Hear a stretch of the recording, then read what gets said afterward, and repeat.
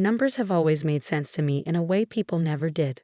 While other kids were reading comic books, I was studying my father's accounting textbooks, fascinated by the elegant dance of debits and credits. By age 12, I could spot errors in tax returns that even seasoned accountants missed. My father called it my superpower. My older brother Marcus just called it weird. There she goes again, buried in spreadsheets. He'd sneer whenever he caught me working on practice problems. Live a little, Emily. Nobody likes a human calculator. But I didn't care. Numbers were honest in a way humans weren't. They didn't play favorites or hide their true intentions behind fake smiles. 2 plus 2 would always equal 4, no matter how much you wished it didn't. That dedication led me to become a forensic accountant, specializing in fraud investigation. While Marcus followed in our father's footsteps, taking over his successful construction company and expanding it into a multi-million-dollar enterprise, I built my reputation methodically, one case at a time. My work wasn't flashy, but it was meaningful. I helped small businesses recover stolen funds, exposed embezzlement schemes, and even assisted in bringing down a notorious money laundering operation. Not that any of that mattered to my family. At every gathering, Marcus dominated the conversation with tales of his latest business conquest, while my parents beamed with pride. My work was relegated to footnote status, barely worth mentioning between discussions of Marcus's new contracts and expansion plans.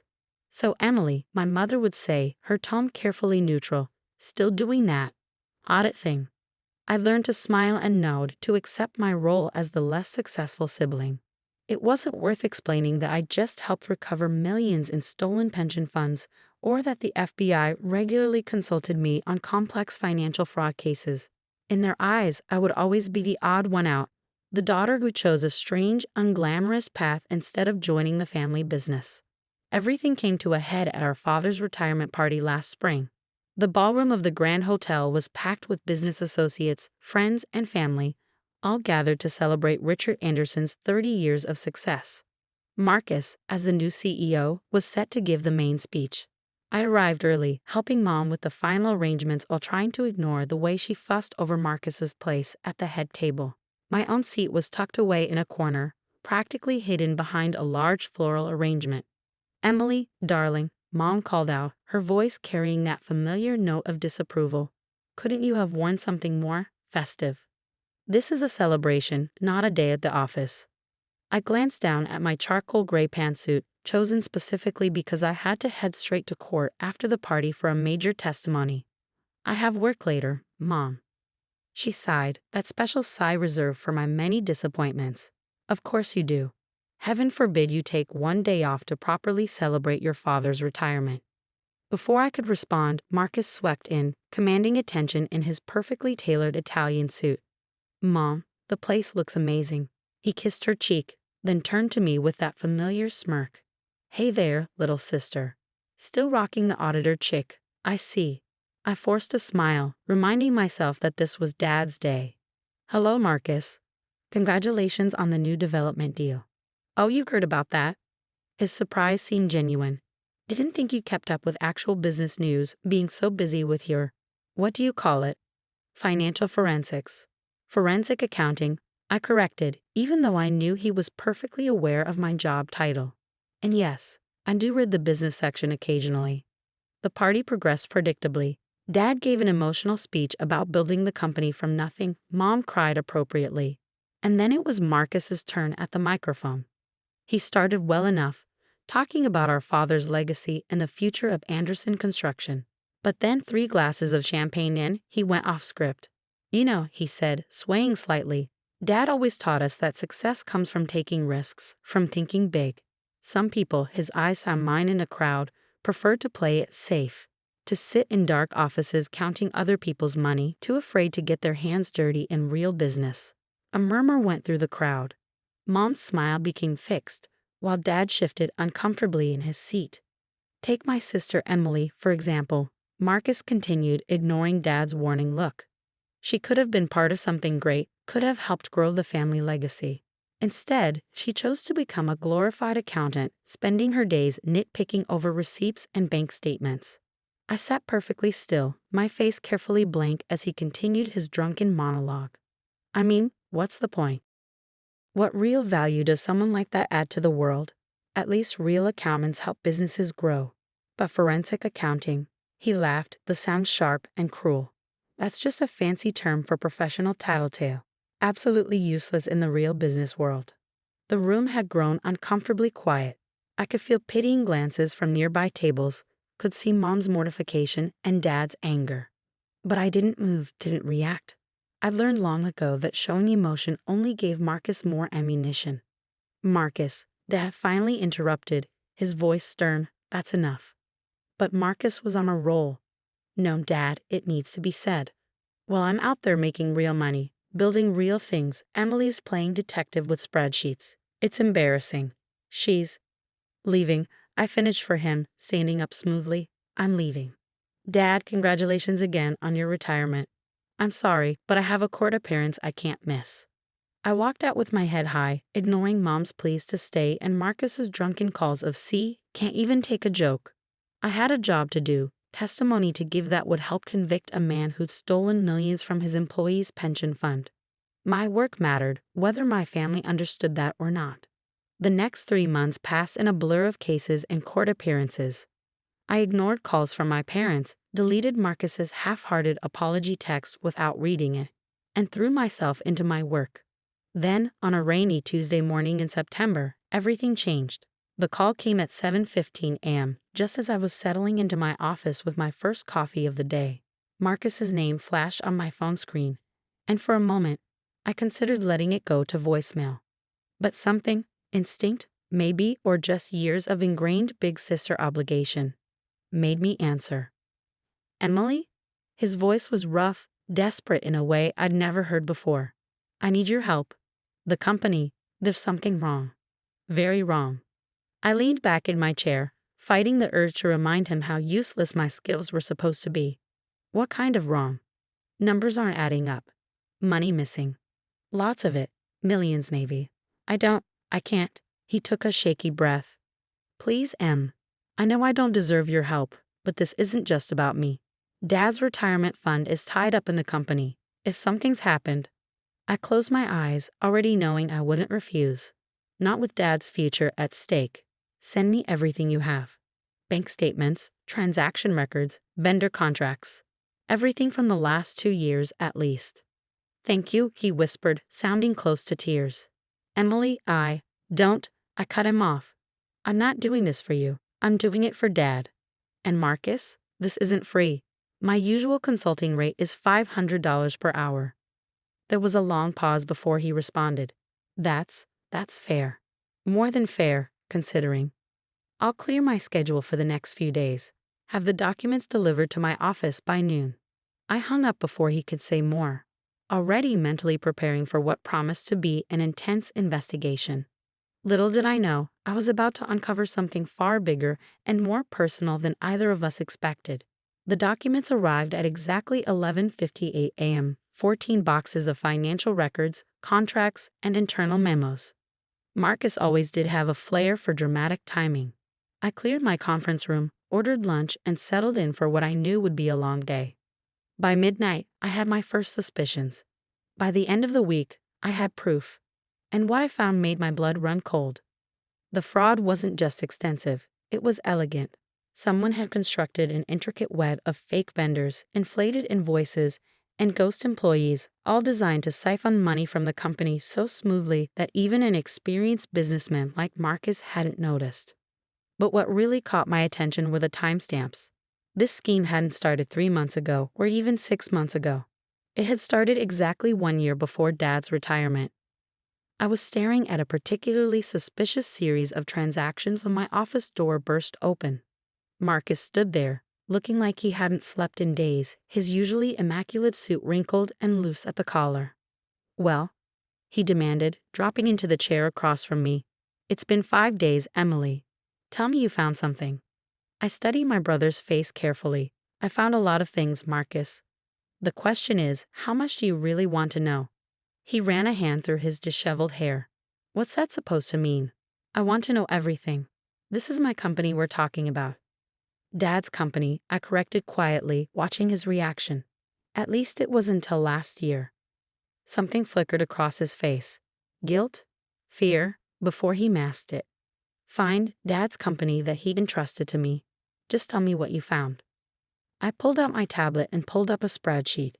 In the past 18 months, approximately $4.3 million has been diverted from Anderson Construction through a sophisticated network of shell companies and fraudulent invoices. Marcus went pale. 4.3 million? That's impossible. How did I not see this?